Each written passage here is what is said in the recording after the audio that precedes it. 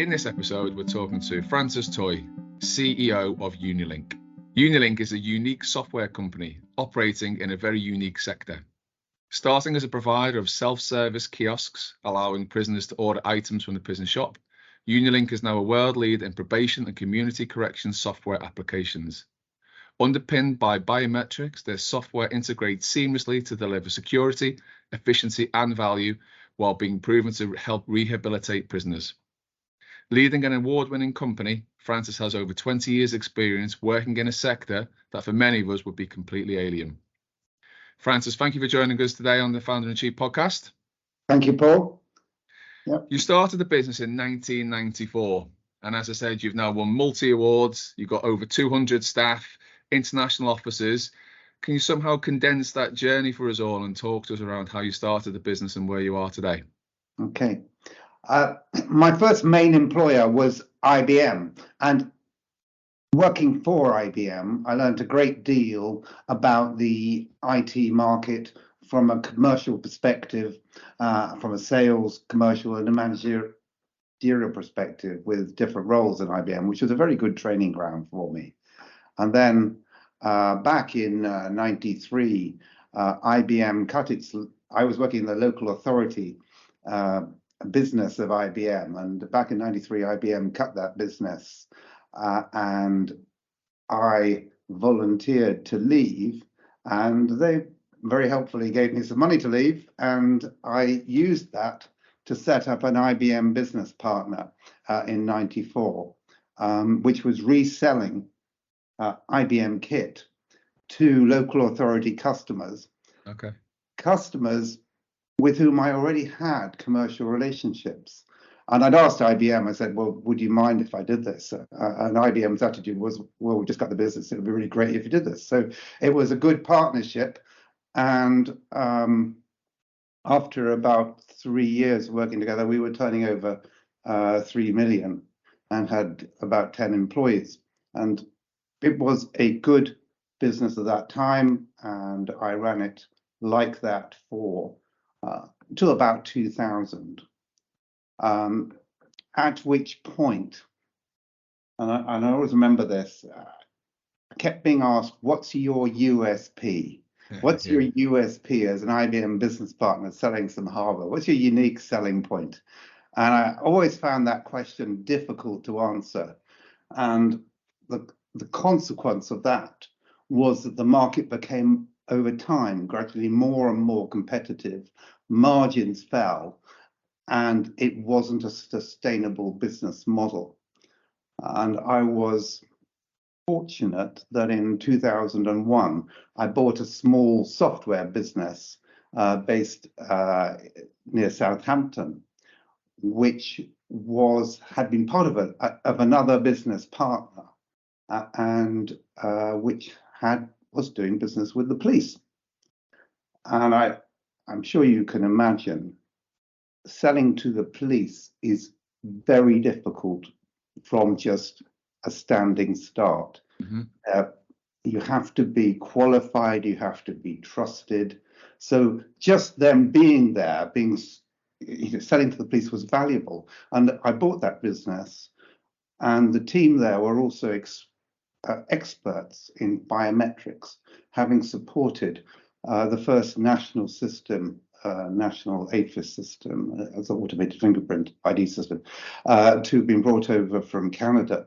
And it came up, and it was a consequence of the privatization of prisons and immigration centres, that a company, UK Detention Services, wanted some software to run a new immigration centre, Harmondsworth, near Heathrow. And we bid for this to develop this software, which would be using fingerprint biometrics and facial images. And we won that contract and developed some software to run Harmondsworth from a standing start in 6 months. And it was very successful. And the company that had this had prisons as well. And they said, well, could we run this in prisons? And we thought about it a bit, and then I said, of course you can. And obviously we had to modify it somewhat. So we went from having an inmate, a a detainee management system to a prison management system. So we had both, but we had a few licenses, and I could see that we had, whereas I tried initially to set up a business saying to the police, I could see that there was a multiple working in the sector of prisons and immigration. And so I thought, well, the reason that the private sector helped us was that they were prepared to take a level of risk which was an anathema to the public sector. Right. Because you can imagine that the public sector cannot afford to have things go seriously wrong, whereas the private sector has things go seriously wrong, they will throw everything at it to sort it out, but the public sector won't suffer reputational damage.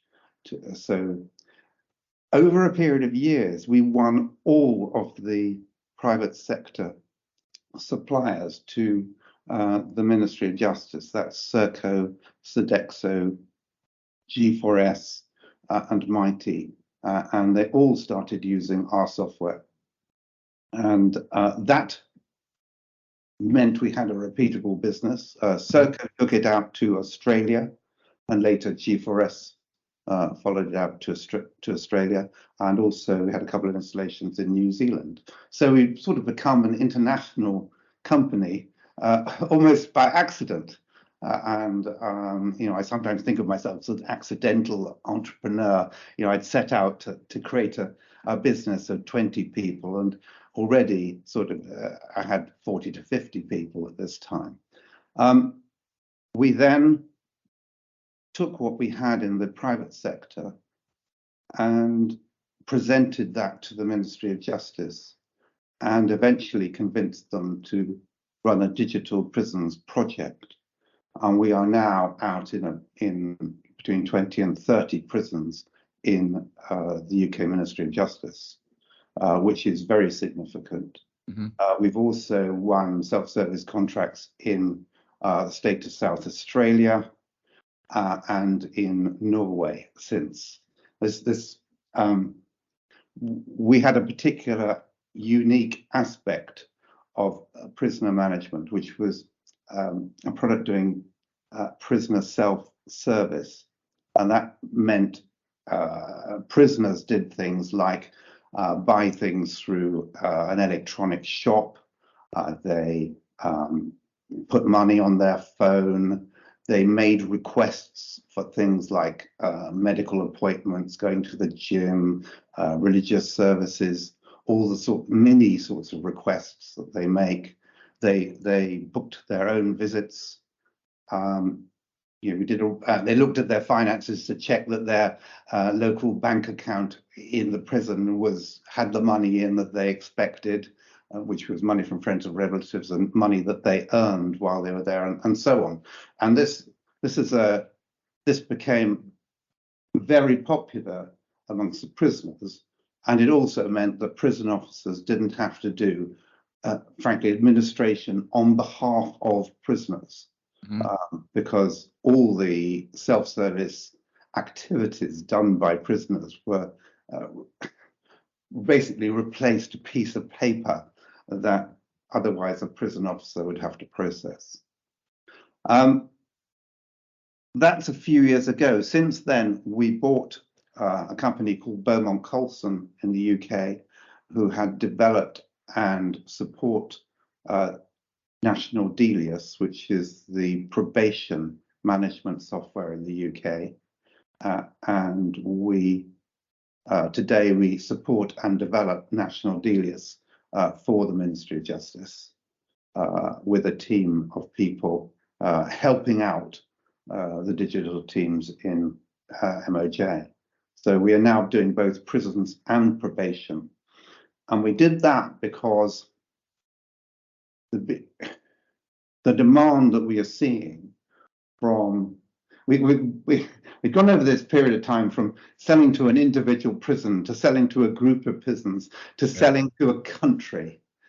And we were seeing that countries were requesting, like countries like Norway, Belgium, Netherlands, and Denmark, and others were requesting systems to manage prisons and probation throughout their whole country. And over this time, we had got big enough to go from saying, well, we'll do a simple install in one prison to actually planning systems for a whole country. Are there many crossovers, Francis, in terms of different? I sort of jump around my questions a little bit. Yeah. Do different countries offer different kinds of services, or is it quite a sort of uniformed way that prisoners are sort of managed, etc.? How, you know, the complexities and working in different jurisdictions aside from language?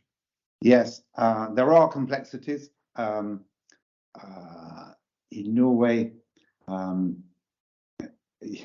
you can, in certain circumstances, because you have holiday from your prison time. Okay.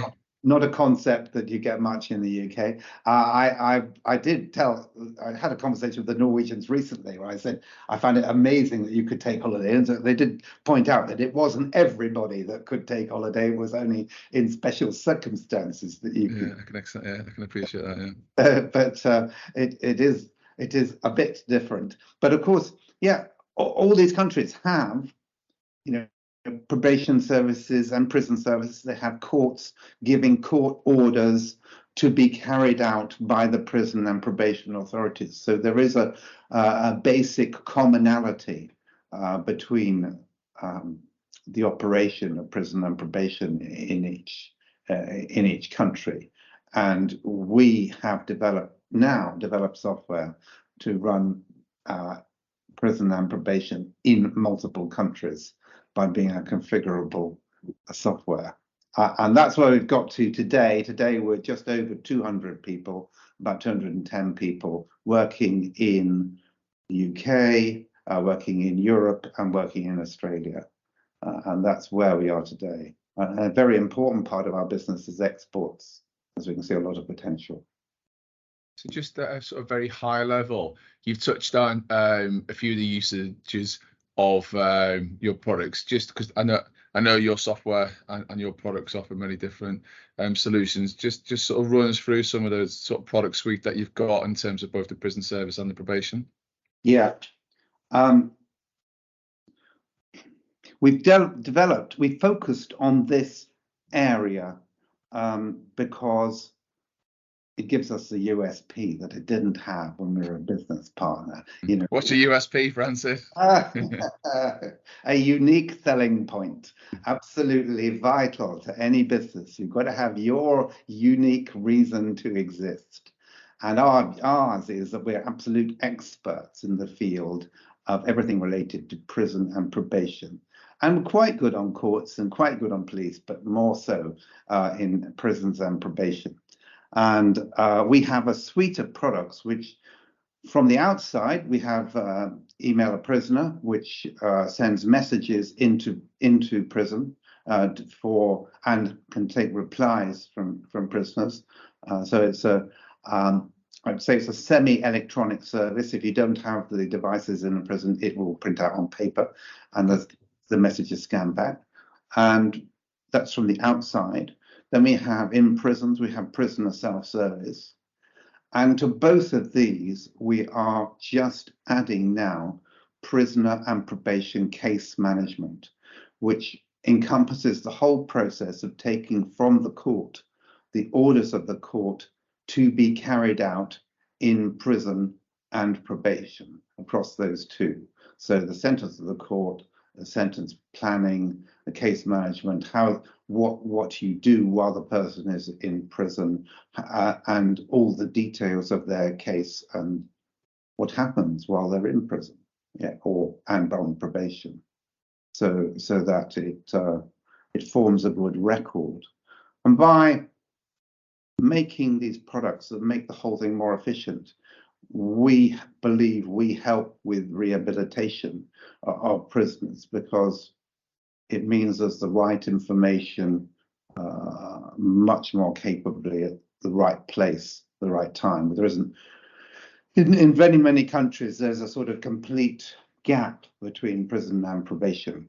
The data has to be sort of resupplied from one to the other. In our products now, we're creating a seamless prison and probation environment. And that is going into Norway, particularly, and also into Belgium. So okay. Really good. Yeah. You mentioned that you will run sort of whole countries, prison software, etc., and their infrastructure. How do you qualify the actual market? Is it simply on a prison by prison basis? Do you look at geographies, or I suppose another way of asking the question, what's the total addressable market for Unilink? Right. Well, I've looked at that question a few times, and it's about, I think the last figure I came on was about 1.5 billion per annum. Okay, wow. It's big. The US is the largest, has the largest prison population by far. But I tend to exclude places like Russia and China for obvious reasons. It's difficult to operate in those places at the moment.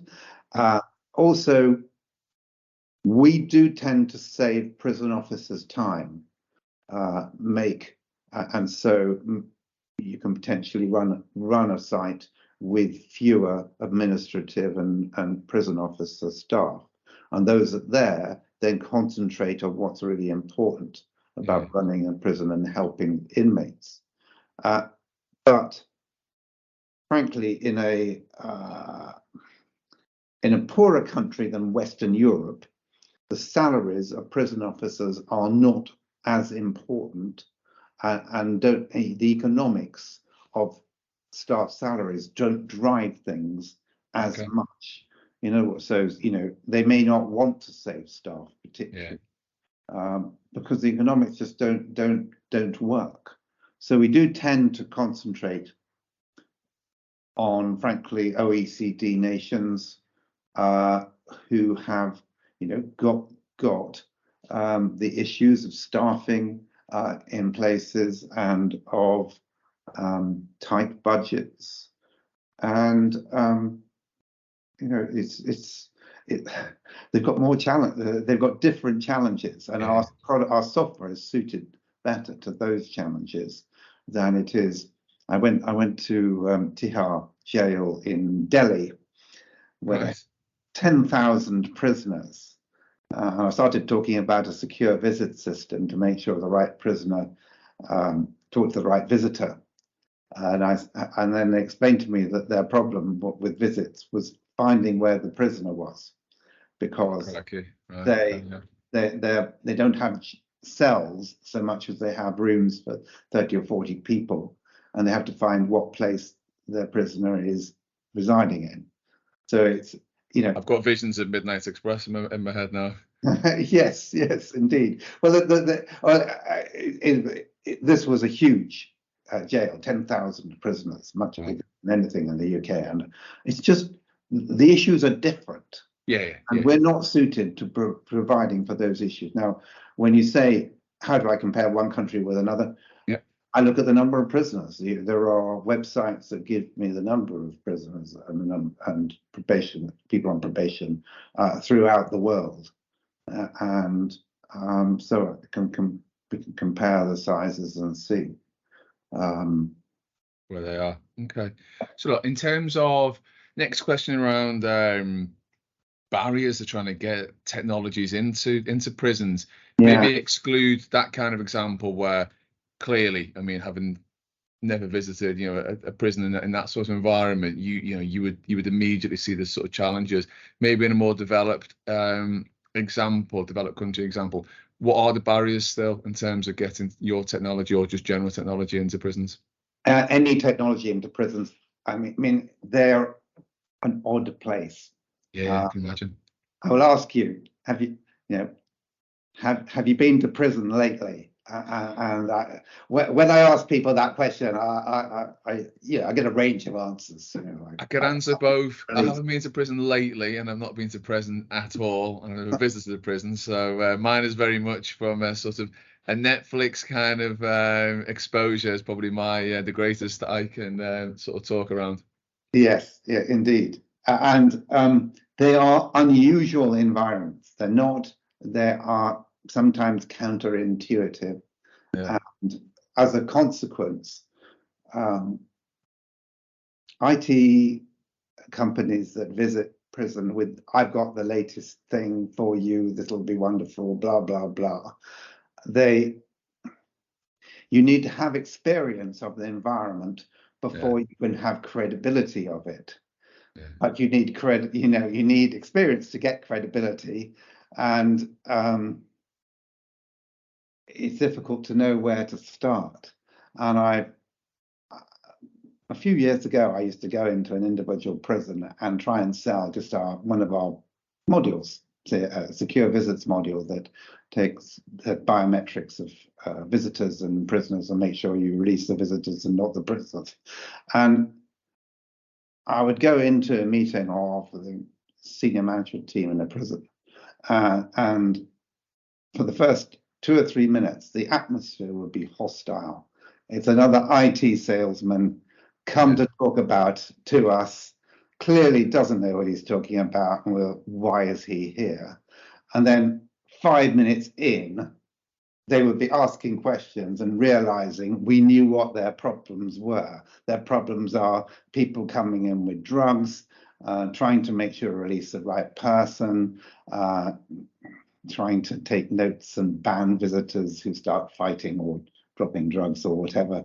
And we knew all these questions. We knew the answers, and we had the answers to it. And it's even when I've spent time on your website and watching some of your video content, even just basic things, but until you're in the system, clearly these things don't appeal to you. But trying to align visitation so that you don't have 2 parties visiting actually that could cause a conflict in terms of those visiting hours, or making sure that you're splitting those up. And okay, that makes sense, but if I'm pen and paper or trying to do it on an Excel spreadsheet, well, it's problematic. Whereas that if you can put technology into the stack, then already you're just driving efficiencies through. Yes, exactly. But our visit system isn't a normal visit system. In a normal visit system, you'll let everybody out at the end of the visit. We don't. Anyway, yeah. So the barrier to entry is proving your credibility in a difficult environment. The business has won many awards during your time, and anyone who pays a visit to your website will see those, and some of them are very iconic, and happy for you to talk around them. But is anyone in particular, any one award that you've won especially resonate with you, or anything that you're particularly proud of in terms of the recognition that the business has received? Yes, I was. The award is out of date now, I should say, but the Queen's Award for Innovation in 2016, that's absolutely fabulous. And we are still trying.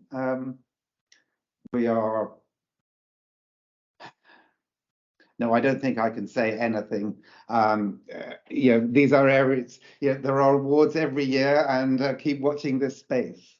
So in terms of the 2016 award, what kind of happens then? Do you do a visit? Who'd you visit, etc.? With the Queen's Award in 2016, we had a presentation by a representative of the Queen in London to a meeting a presentation that we arranged. And after that, I was with others, with all the award winners. We were invited for a sort of drink and snacks at the Palace. Wow. And I was very fortunate to briefly meet the Queen and speak to her. That's nice. Because she walked around the room, and I was determined to talk to her. I think I could say that. I think I could say this. And she walked past me, and I was absolutely tongue-tied. And I thought, goodness, what do I say? But I could work out the direction she was going, and I suddenly thought, I know what to say. And I managed to get to another position where she would be bound to sort of possibly look at me. And I said to Your Majesty, thank you very much for the award. And she said, well, was it useful? And I said, yes, very much so. Thank you. I said, what do you do? And I explained what we do. Rather shorter than I have just now, by the way. Yeah, don't worry, sure. Yeah, go on. I should say. But it was a lovely conversation, and she was genuinely interested, which I think is what other people wonderful. say. Well, the closest I've ever been was with my wife when we were at Royal Ascot, and we just happened to manage the time to be on the same floor as she left, and there was a lot of commotion. And it's I'm not a huge royalist personally, but then when someone like that is in your company, it's quite overwhelming, isn't it? It is, yes. It was quite overwhelming, yes. And that was the best award.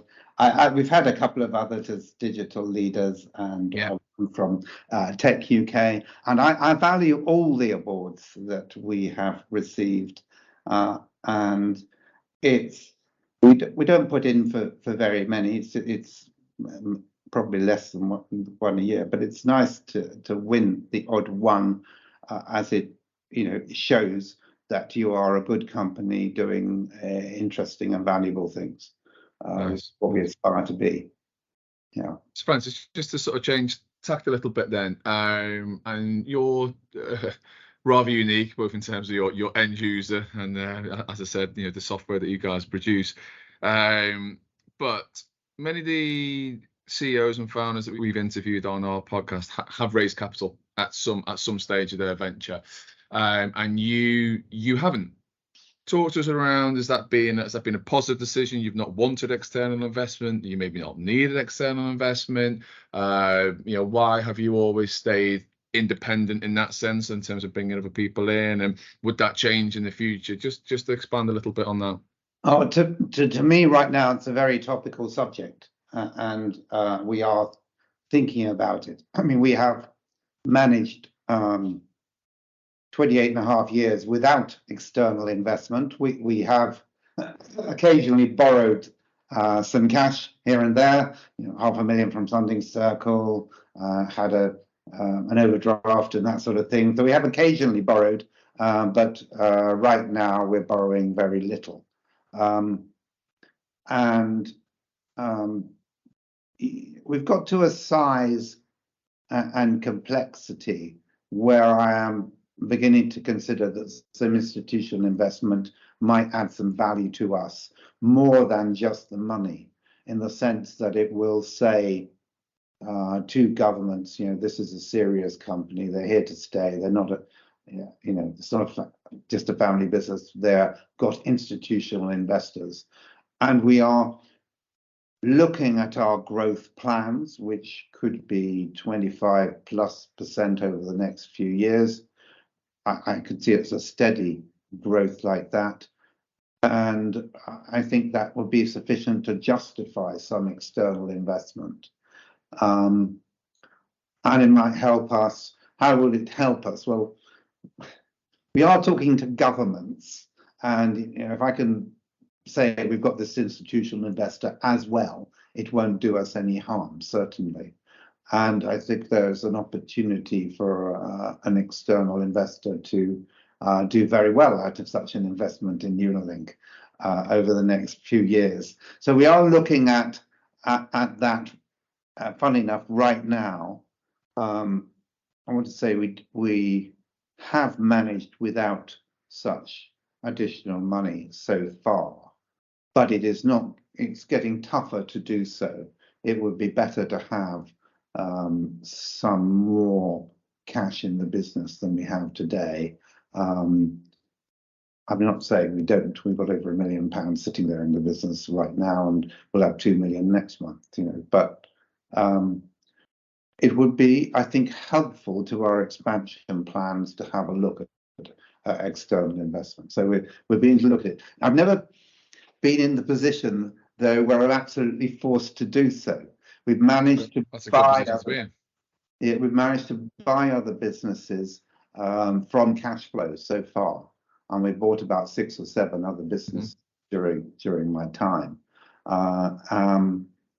However, if, for example, we chose to expand into the US, where we'd be likely to buy a business of similar size or a bit smaller than ourselves, we would need tens of millions of dollars, for which we would look for external investment to achieve that.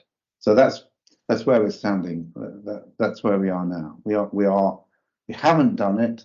It's been quite useful in that it makes you think and plan ahead, and do so frugally and economically by not having a lot of cash in the bank. Yeah.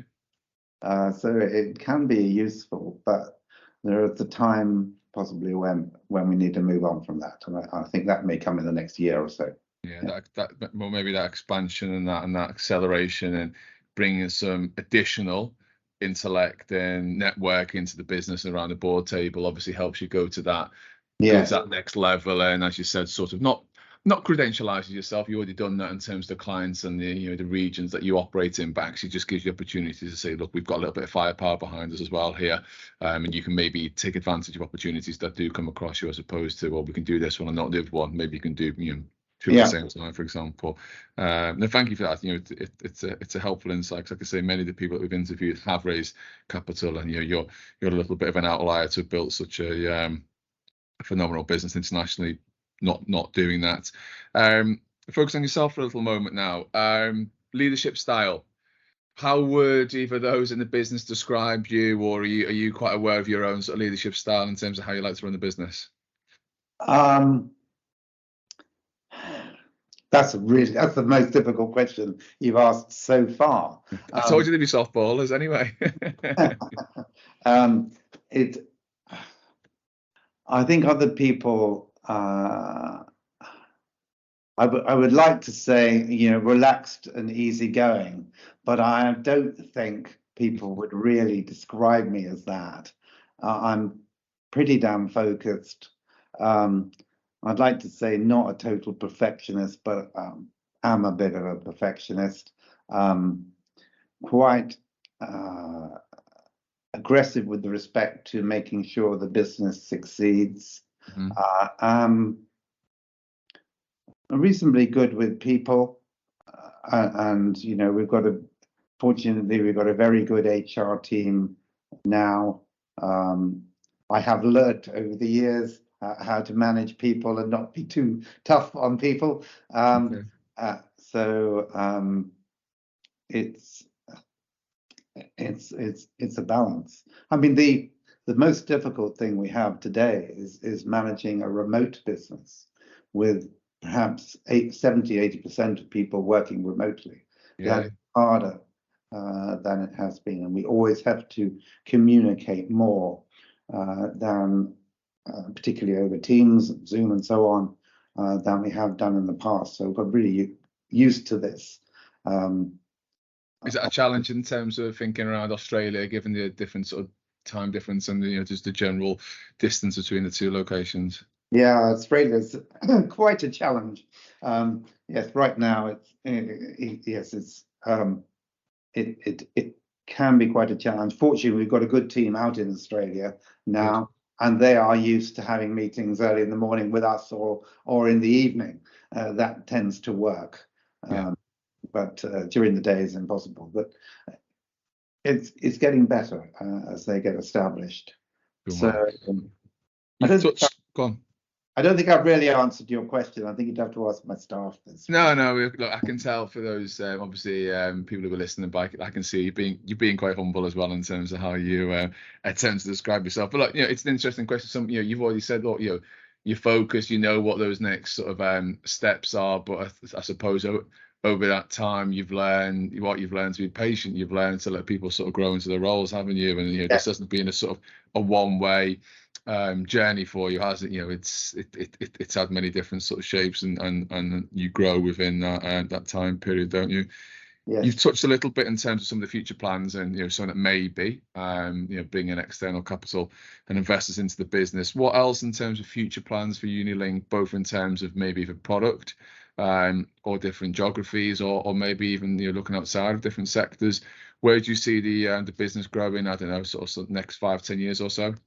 Well, I sort of tend to look ahead 3 to 5 years. Okay. I could see us getting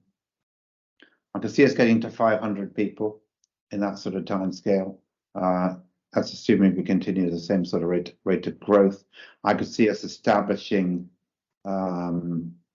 more in Europe. Need a European support center. We will do more in Australia because that business is getting bigger, and we've got opportunities out in the Far East in Singapore, for example. So that will expand.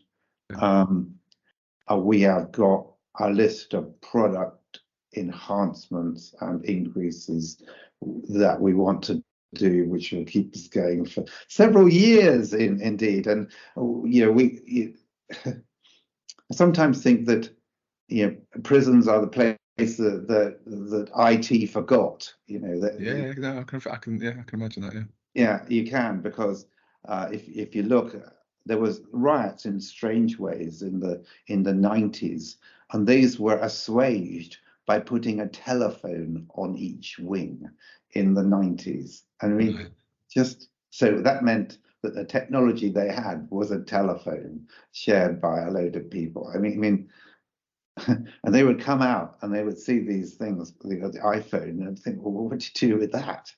Because especially people who've been on longer sentences would have come out, and the iPhone would have been developed to iPhone 10, whereas when they went in, it didn't exist. So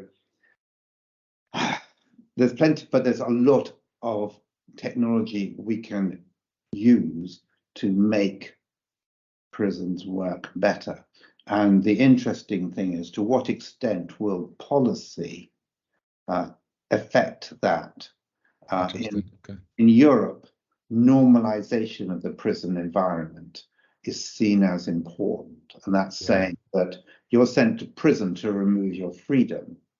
You're not sent to prison as punishment, or for punishment. You're sent to prison as punishment, not for punishment. So interesting times. I believe that it will become more normalized. There will be more. It will hopefully be seen as more of an opportunity to learn new skills and come out with new chances to get jobs and so on, so that there is a better chance of rehabilitation, and we can use technology to do that.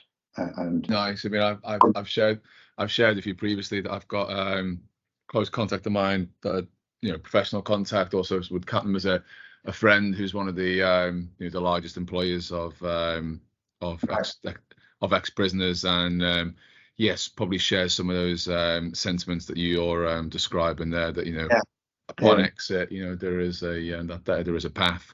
Right, we have all but finished the podcast now, Francis. Right. Two questions, last two questions that we finished each interview with this particular series with.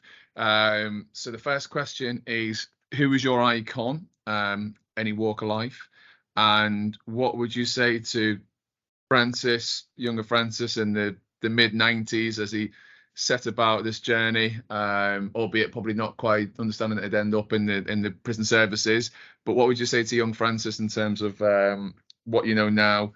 How would you sort of tell him to to keep calm? So your icon and your advice to a younger self. Well, it used to be Elon Musk, and then he bought Twitter. Right. Okay. And what a mess it's made. Well, anyway, he's changed Twitter, shall we say? Not say what a mess. My icon. The person I would look up to most is Steve Jobs, because Apple went from nothing under his tenureship to,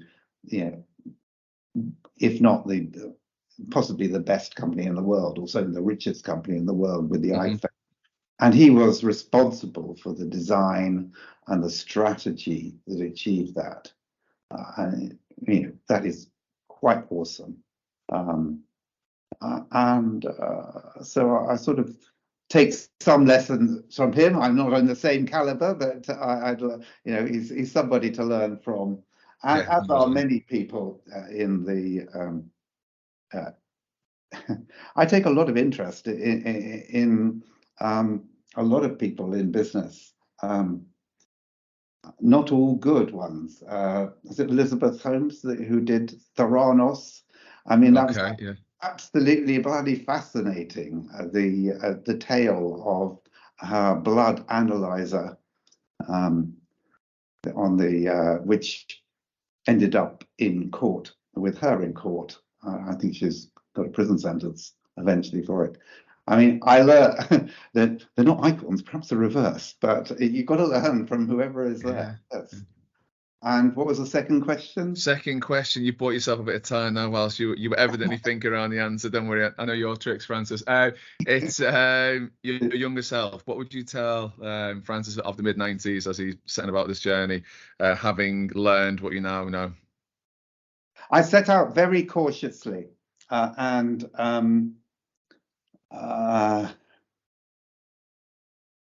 really watching the cash in order to survive, which you have to do as a small business. And I would say to myself, be less cautious, go for it. Okay. Go for it a bit more easily. Yeah, that's okay. Nice. Oh, perfect. Francis, thank you very much for joining us. I appreciate your time, and I'm very grateful, and hopefully the listeners will learn a lot about you and also your journey. Well, I hope that adds some value to you and the listeners. Thank you very much, Paul.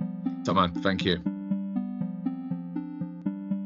This content is issued by Zeus Capital Limited, which is authorised and regulated in the United Kingdom by the Financial Conduct Authority for designated investment business and is a member firm of the London Stock Exchange. Nothing in this podcast should be viewed as investment advice. Listeners should consult an investment professional before making any decisions regarding topics mentioned in this podcast. The views expressed in this podcast are those of the participants and not of Zeus. Please note that participants